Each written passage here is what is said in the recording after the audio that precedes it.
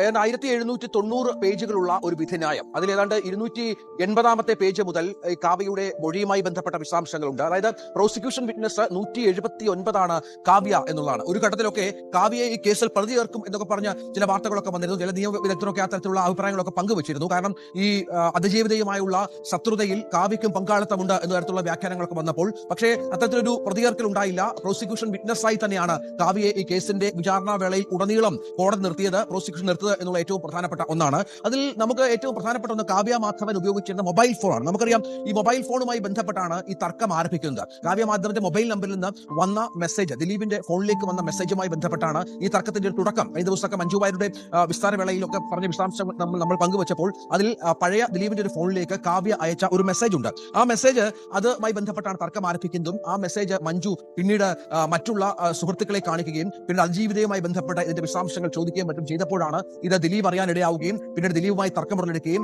ഒരു ശത്രുതയിലേക്ക്, അതിജീവിതയുമായ ശത്രുതയിലേക്ക് കാര്യങ്ങൾ എത്തുകയും മറ്റും ചെയ്തത് എന്നുള്ള തരത്തിലാണ് കാര്യങ്ങൾ വന്നത്. ഇവിടെ കാവ്യയോട് ചോദിച്ച വളരെ പ്രധാനപ്പെട്ട ഒരു ചോദ്യം അത് തന്റെ വിവാഹ ജീവിതവുമായി ബന്ധപ്പെട്ടായിരുന്നു. ആദ്യ വിവാഹം കഴിച്ചത് 2009 കാവ്യ മാധവൻ. ആ സമയത്ത് അതിനുശേഷം ഈ സംഭവവികാസങ്ങൾ നടക്കുന്ന സമയത്ത് ഇവർ വെണ്ണലയിൽ മാതാപിതാക്കൾക്കൊപ്പമായിരുന്നു എന്നുള്ളതാണ് കണ്ടെത്തിയിട്ടുള്ളത്. അത് മാതാപിതാക്കൾക്കൊപ്പം താമസിക്കാനായി മടങ്ങി വന്നതാണ് എന്ന മറുപടിയാണ് കാവ്യ നൽകിയത്. മഞ്ജു വാര്യരെ ആ സമയത്ത് PW34 പ്രോസിക്യൂഷൻ വിറ്റ്നസ് 34 മഞ്ജു വാര്യരെ നന്നായി അറിയാം, മഞ്ജുവുമായി വളരെ അടുപ്പം പുലർത്തിയിരുന്നു എന്ന് കാവ്യ മാധവൻ പറയുന്നുണ്ട്. വിവാഹത്തിന് മുമ്പുള്ള അവരുടെ വിവാഹബന്ധം തകരുന്നതിന് മുൻപുള്ള കാര്യമാണിത്. ദിലീപുമായി വിവാഹം വരെ, തങ്ങളുടെ വിവാഹം വരെ ദിലീപുമായി അതിജീവിത വളരെ നല്ല ബന്ധം പുലർത്തിയിരുന്നു എന്ന കാര്യം കൂടി കാവ്യ കോടതിയെ ബോധ്യപ്പെടുത്തിയിട്ടുണ്ട്.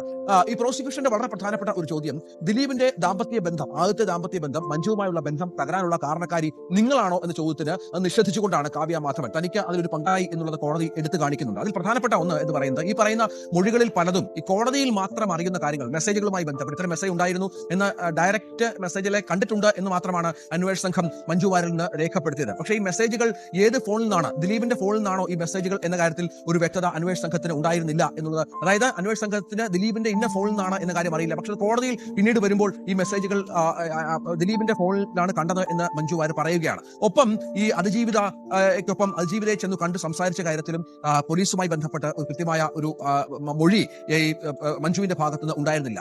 അത് ഇക്കാര്യത്തിൽ ഒരു കോടതിയിലേക്ക് വരുമ്പോൾ കോടതി ചോദിക്കുന്നത് എന്തുകൊണ്ട് അന്വേഷണ സംഘം ഇത്തരം കാര്യങ്ങൾ ഒരു വീഴ്ച വരുത്തി എന്നുള്ള പ്രധാനപ്പെട്ട കാര്യമാണ്. അങ്ങനെ മിക്ക കാര്യങ്ങളിലും ഒരു വീഴ്ച അന്വേഷണ സംഘത്തിന്റെ ഭാഗത്തുനിന്നുണ്ടായി എന്നീ വിധിന്യായത്തിൽ ഉടനീളം കോടതി ചൂണ്ടിക്കാണിക്കുന്നുണ്ട്. അതനുസരിച്ചുള്ള വളരെ കൃത്യമായി തന്നെ ആ വീഴ്ചകൾ ഇഴകീറി പരിശോധിച്ച് എന്തൊക്കെയാണ് പോലീസ് ഈ വിഷയത്തിൽ ചെയ്ത കാര്യങ്ങൾ, അത് കോടതിയിൽ ഏതൊക്കെ തരത്തിൽ അത് സാക്ഷി മൊഴിയായി നൽകി കഴിഞ്ഞാൽ, കൃത്യമായി സാക്ഷി മൊഴി നൽകി കഴിഞ്ഞാൽ അത് ഏത് തരത്തിൽ കോടതിയിൽ നിലനിൽക്കില്ല എന്ന കാര്യമൊക്കെ വളരെ കൃത്യമായി പഠിച്ചു തന്നെയായിരുന്നു കാവ്യയുടെ അഭിഭാഷകൻ കാവ്യയെ കോടതിയിലേക്ക് അയച്ചത് എന്ന കാര്യത്തിൽ സംശയമില്ല. അത്രത്തോളം വളരെ വിദഗ്ധമായി തന്നെ അത്തരം കാര്യങ്ങൾ പ്രോസിക്യൂഷന്റെ പല ചോദ്യങ്ങളിൽ നിന്നും വിദഗ്ധമായി ഒഴിഞ്ഞു മാറാനും അത് ഒഴിഞ്ഞു മാറുന്നത് അല്ലെങ്കിൽ പറയുന്ന കാര്യങ്ങൾ കോടതിയെ ബോധ്യപ്പെടുത്താനും കാവ്യ മാധവന് സാധിച്ചു എന്നുള്ളതാണ് ഏറ്റവും പ്രധാനപ്പെട്ട കാര്യം. അങ്ങനെ കോടതി കണ്ടെത്തിയ പല കാര്യങ്ങളും, അത് കുറെ കാര്യങ്ങൾ നമുക്ക് ആ കോടതി എന്തുകൊണ്ട് തള്ളി എന്ന പോർഷനിലേക്ക് വരുമ്പോൾ നമുക്ക് അതിന്റെ വിശദാംശങ്ങളിലേക്ക് വരാമെന്ന് കരുതുന്നു. പക്ഷേ അപ്പോഴും സൈറ്റ് ചോദിച്ചതുപോലെ വളരെ വിദഗ്ധമായി തന്നെ ഈ വിഷയത്തിൽ മറുപടി പറയാൻ കാവ്യ മാധവനായി. അതായത് അതിജീവിതം ദിലീപും തമ്മിൽ ശത്രുത ഉണ്ടായിരുന്നില്ല എന്ന വളരെ പ്രധാനപ്പെട്ട ഒരു കാര്യം കാവ്യ പറയുന്നുണ്ട്. ഈ വിദേശ ഷോകളിൽ കാവ്യയുമായി അടുത്ത ബന്ധം പുലർത്തി എന്നുള്ളതായിരുന്നല്ലോ ഇതിന് മുൻപ് മൊഴി നൽകിയ, അതായത് മഞ്ജു വാര്യരും ഒപ്പം അതിജീവിതയും ഗീതു മോഹൻദാസും അടക്കം നൽകിയ മൊഴികൾ ഉണ്ടായിരുന്ന പ്രധാനപ്പെട്ട കാര്യം അതാണ്. അത് മറ്റു പലരും മൊഴികളായി പറഞ്ഞുവെങ്കിലും പിന്നീട് അവരൊക്കെ പിൻവലിക്കുന്നതൊക്കെ നമ്മൾ കണ്ടു. റിനി ടോമിയും ഭാമയും ഒക്കെ ഈ മൊഴിയിൽ നിന്ന് പിന്മാറുന്നതൊക്കെ നമ്മൾ അന്ന് വിചാരണ വേളയിൽ ഉടനീളം കണ്ടതാണ്. അവിടെയാണ് ഈ വിഷയങ്ങളിലൊക്കെ വളരെ കൃത്യമായി തന്നെ താൻ സ്റ്റേ ചെയ്തിരുന്നത്, താൻ താമസിച്ചിരുന്നത് ഒറ്റയ്ക്കല്ല, തന്റെ മാതാപിതാക്കൾ തന്നോടൊപ്പം ഉണ്ടായിരുന്നു. വിദേശ ഷോകളിൽ അത്തരത്തിലൊരു ബന്ധം പുലർത്താനുള്ള അവസരം ഉണ്ടായിരുന്നില്ല. താൻ ചില ദിവസങ്ങളിൽ റൂം ഷെയർ ചെയ്തിരുന്നത് ഈ പറഞ്ഞ രണ്ടുപേരോടൊപ്പമാണ്.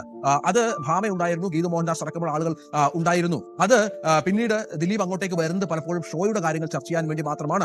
ഈ ഷോയുടെ ചാർട്ടുകൾ തയ്യാറാക്കാനും യാത്രകളുമായി ബന്ധപ്പെട്ട വിവരങ്ങൾ കൈമാറാനും ഒക്കെയാണ്. അല്ലാതെ മറ്റൊരു ബന്ധത്തിനല്ല വരുന്നത്. അങ്ങനെ അത്തരം കാര്യങ്ങളൊക്കെ വളരെ കൃത്യമായി നിഷേധിച്ചുകൊണ്ടാണ് ദിലീപ് കാവ്യ മൊഴി നൽകിയത് എന്ന ഏറ്റവും പ്രധാനപ്പെട്ട ഒന്നാണ്. ഒപ്പം മഞ്ജുവായുള്ള ബന്ധം തകരാനുള്ള കാരണക്കാരി ഞാനല്ല, എനിക്ക് അതിലൊരു യാതൊരു പങ്കാളിത്തവുമില്ല. ഒപ്പം ഫോൺ നമ്പറുമായി ബന്ധപ്പെട്ട് വളരെ കൃത്യമായി തന്നെ മറുപടി അവരുടെ ഭാഗത്തുണ്ടാകുന്നു. ഇത്തരമൊരു ഫോൺ താൻ സെലിബ്രിറ്റിയാണ്, താൻ മനഃപൂർവ്വം ഫോൺ നമ്പർ മാറ്റുന്നതല്ല, താൻ ഇടയ്ക്കിടയ്ക്ക് അത്തരത്തിലുള്ള നമ്പറുകൾ മാറ്റുന്ന പശ്ചാത്തലമുണ്ട്, തന്റെ പ്രൈവസിയുമായി ബന്ധപ്പെട്ട പ്രശ്നമാണത്. ഈ ഫോൺ നമ്പർ കൂടുതൽ ആളുകൾക്ക് അറിഞ്ഞു തുടങ്ങി, കൂടുതൽ വിളികളും മെസ്സേജുകളും ഒക്കെ വരുമ്പോൾ താൻ ഫോൺ നമ്പർ മാറ്റുന്ന സ്ഥിരമാണ് എന്നുള്ള മറുപടി അടക്കമാണ് ഇക്കാര്യത്തിൽ കാവ്യ മൊഴിയായി നൽകിയത്. ഈ ഫോൺ നമ്പർ സംബന്ധിച്ച് നമുക്ക് അതിലേക്ക് ആദ്യം കടക്കാം. അതിന്റെ ആദ്യത്തെ ഒരു പ്രധാനപ്പെട്ട പോയിന്റും കോടതിക്ക് പരിഗണിക്കേണ്ടി വന്നൊരു പ്രധാനപ്പെട്ട കാര്യം അത് തന്നെയാണ്. കാരണം ഈ ഫോൺ നമ്പർ അത് കാവ്യ മാധവൻ ഉപയോഗിച്ചുകൊണ്ടിരുന്ന ഫോൺ നമ്പറാണ് എന്നുള്ളത് തെളിയിക്കാനായി പ്രോസിക്യൂഷൻ കോടതിയിൽ ഈ ഫോൺ ഉപയോഗിച്ചിരുന്ന നേരത്തെ പറഞ്ഞ പോലെ ഫോൺ റെക്കോർഡുകൾ, ഒപ്പം മെസ്സേജുകളൊക്കെ FCL ലാബ് റിപ്പോർട്ട് ഇതുമായി ബന്ധപ്പെട്ട വളരെ കൃത്യമായി തന്നെ പ്രോസിക്യൂഷൻ കോടതിയിൽ ഹാജരാക്കിയിരുന്നു. ഈ പ്രോസിക്യൂഷൻ കോടതിയിൽ ഹാജരാക്കിയ ലാബ് റിപ്പോർട്ടുകൾ മറ്റും കോടതി പരിശോധിക്കാൻ വേണ്ടി ചെയ്തു. പക്ഷെ അതൊന്നും ഓർമ്മയില്ല എന്നുള്ള മറുപടി നൽകിയിരുന്നു. പക്ഷെ അപ്പോൾ ഒരു ചെറിയ പ്രശ്നം ചില കേസുകൾ കോടതിയിൽ മാത്രം തീരുന്നില്ല, അവ ജനങ്ങളുടെ മനസ്സിലും സോഷ്യൽ മീഡിയയിൽ വീണ്ടും വീണ്ടും വിചാരണ ചെയ്യപ്പെടുകയാണ്. അത്തരത്തിലുള്ള ഒരു കേസാണ് മലയാള സിനിമയെ തന്നെ രണ്ടായിട്ട് പിളർത്തിയ നടി ആക്രമിക്കപ്പെട്ട കേസ്. അതിൽ ഏറ്റവും വലിയ പേരായിട്ട് ഇന്നും നിലകൊള്ളുന്നത് ഏതാണ്? ദിലീപ് എന്ന നടന്റെ പേരാണ്. ഇന്ന് നമ്മൾ ഈ ഒരു കേസ് ആരാണ് ശരി അല്ലെങ്കിൽ ആരാണ് തെറ്റ് എന്ന് വിധിയിടാനുള്ളതല്ല. പക്ഷെ എന്തുകൊണ്ട് ഇന്നും ജനങ്ങളുടെ മനസ്സിൽ ഈ ഒരു കേസ് അവസാനിക്കുന്നില്ല എന്നത് മനസ്സിലാക്കാനാണ്. ഈ ഒരു കേസ് നടന്നിട്ട് വർഷങ്ങൾ കഴിഞ്ഞു. കോടതി വിധികളും തെളിവുകളുടെ അഭാവവും അതുപോലെ നിയമപരമായിട്ടുള്ള വഴിത്തിരിവുകളും എല്ലാം നമ്മൾ കണ്ടതാണ്. പക്ഷെ അടുത്തിടെ വീണ്ടും ചർച്ചയായത് മഞ്ജു വാര്യരുടെ മൊഴികളും അതിനോട് കോടതി നടത്തിയ നിരീക്ഷണങ്ങളൊക്കെ തന്നെയാണ്. ഒരു ഭാര്യയുടെ കണ്ണിലൂടെ അവൾ കണ്ടത് എന്താണ്? ഒരു ബന്ധം, ഒരു സംശയം, അത് തകർന്നു പോയ ഒരു കുടുംബം. 1998 തുടങ്ങിയ ഒരു വിവാഹ ജീവിതം, അത് 2012 ഒരു സംശയം നിഴലിച്ചത്. അതായത് ഒരു പഴയ ഫോണ്, അതിനകത്ത് ചില സ്വകാര്യ സന്ദേശങ്ങൾ, അവിടെ നിന്നാണ് ഒരു സംശയം ജനിക്കുന്നത്. കാവ്യ മാധവനോട് പോലും ചോദ്യം ചോദിച്ചു, പക്ഷെ അവിടെ വ്യക്തമായിട്ടുള്ള ഒരു മറുപടിയില്ല. കാവ്യയുടെ അമ്മയോട് ചോദിച്ചു, അവിടെ നിന്നാണ് ഇത് മറ്റുള്ളവർക്കും അറിയാമെന്നുള്ള വാക്ക് ഉയരുന്നത്. അത് മഞ്ജുവിനെ കൊണ്ട് എത്തിച്ചതോ ആക്രമണത്തിന് ഇരയായ നടിയുടെ വീട്ടിലേക്കും. ഇവിടെ തുടങ്ങുന്നു വലിയ ചോദ്യങ്ങൾ. അതായത് ഇവിടെയാണ് ജനങ്ങളുടെ മനസ്സിൽ വലിയൊരു സംശയം ഉയരുന്നത്. ഈ സംഭാഷണങ്ങൾ എന്തുകൊണ്ട് അന്വേഷണ രേഖകളിൽ ഇല്ല എന്നുള്ളത്. അതുമാത്രമല്ല, കോടതി ഇതിനെ എന്തുകൊണ്ട് വൈരുദ്ധ്യമായിട്ട് കാണുന്നു?